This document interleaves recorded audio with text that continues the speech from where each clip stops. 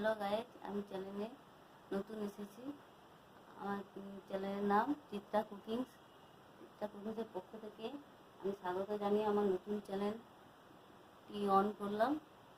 আপনাদেরকে আমি আজকে নতুন একটি, এখন তো ইলিশের মৌসুম, আমি আপনাদেরকে ইলিশের একটি রেসিপি করে দেখাচ্ছি। ইলিশ ভাপা।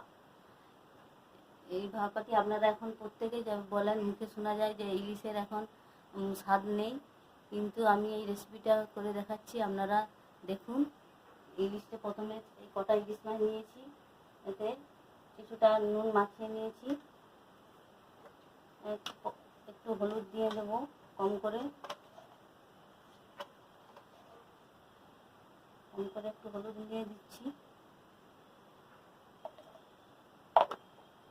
এবার একটু তেল মাখিয়ে নেব, অল্প একটু আমরা সরিষার তেল মাখিয়ে নিয়েছি। ভালো করে মাখিতে নুন, হলুদ এবং তেল মাখিয়ে 10-15 মিনিট রেখে দেবো, যাতে মাছের ভিতরে নুন ঢুকে, তাহলে মাছটা স্বাদ ভালো লাগবে। মাছে না যদি নুন হয় তখন আমাদের স্বাদ ভালো লাগবে না। মাখিয়ে নিয়েছি, 10-15 মিনিটের জন্য রেখে দেবো। এখানে আমি কড়াইয়ে গ্যাস জ্বেলে দিয়েছি। একটু কড়াইতে তেল দিয়ে দেবো।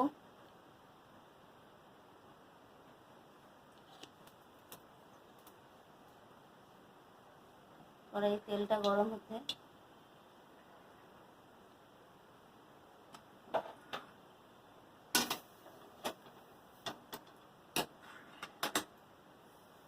কড়াইয়ে তেলটা গরম হলে আমি এখানে একটা শুকনো লঙ্কা, একটু কালো জিরা ফোড়ন দিয়ে দেবো।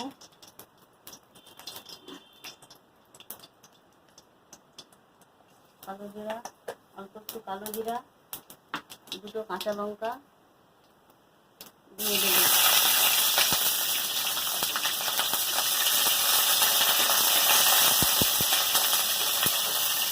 কাঁচা লঙ্কা,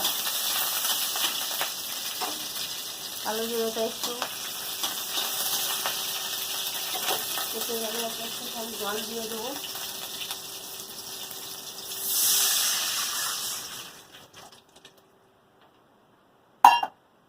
এই জলটা যখন টকবক করে ফুটবে, তখন আমরা এই যে নুন, হলুদ, তেল মেখে রেখেছি ইলিশ মাছে, এগুলো দিয়ে দেবো।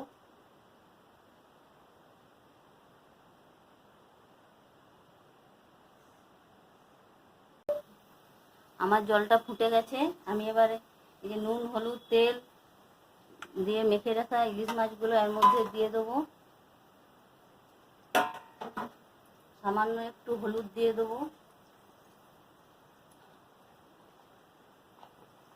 এবার মাছগুলোকে ঢেকে দেবো থালা দিয়ে।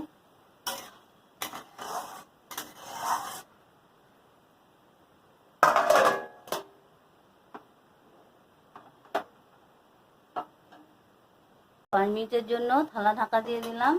5 মিনিট পরে আমাদের রান্নাটা দেখাবো কেমন হয়েছে।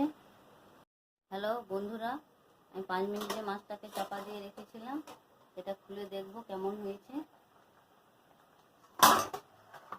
মাছটা প্রায় সেদ্ধ হয়ে গেছে।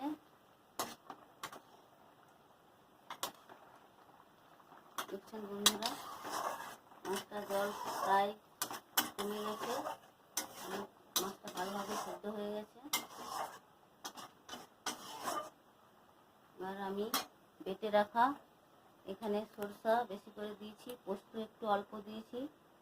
সরষা পোস্ত, একটা শুকনো লঙ্কা বেটেছি। আপনারা চাইলে শুকনো লঙ্কা দিতে পারেন, নাও দিতে পারেন। যেহেতু ভাপাতে আমি কাঁচা লঙ্কা, কালো জিরা ফোড়ন দিয়েছি, সেই জন্য এতে শুকনো লঙ্কা আপনারা চাইলে দিতে পারেন, নাও দিতে পারেন। আমি দিয়েছি, সেই জন্য 2 চামচ সরষা এবং অল্প একটু সাদা সরষা এবং অল্প একটু পোস্ত বাটা আমি মাছের মধ্যে দিয়ে দিলাম।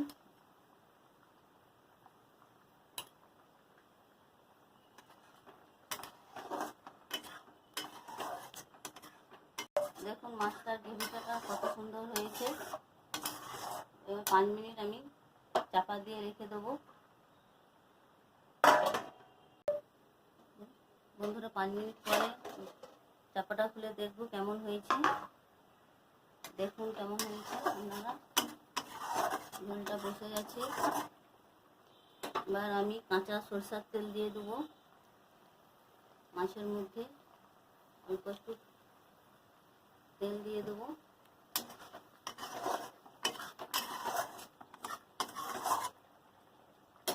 আর একটু মাছের মধ্যে পাতিলেবুর রস নিগড়ে দিয়ে দেবো। আপনারা অবশ্যই এটা দিবেন, মাছের স্বাদ আপনাদের মুখে লাগবে।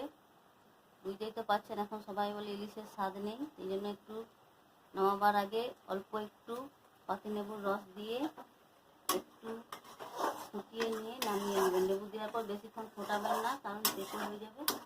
একটু জাস্ট ফুটিয়ে নিয়ে এবার আমি নামিয়ে নেব। আমার ভাপাটা রেডি হয়ে গেছে। দেখুন বন্ধুরা, আমার ভাপাটা সম্পূর্ণ রেডি হয়ে গেছে।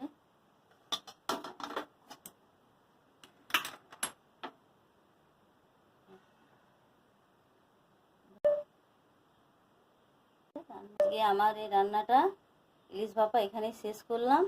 আপনাদের যদি ভালো লেগে থাকে লাইক কমেন্ট করবেন, উৎসাহ দিবেন, তাহলে আমি আরও নিত্য নতুন ভিডিও আপনাদের কাছে শেয়ার করব।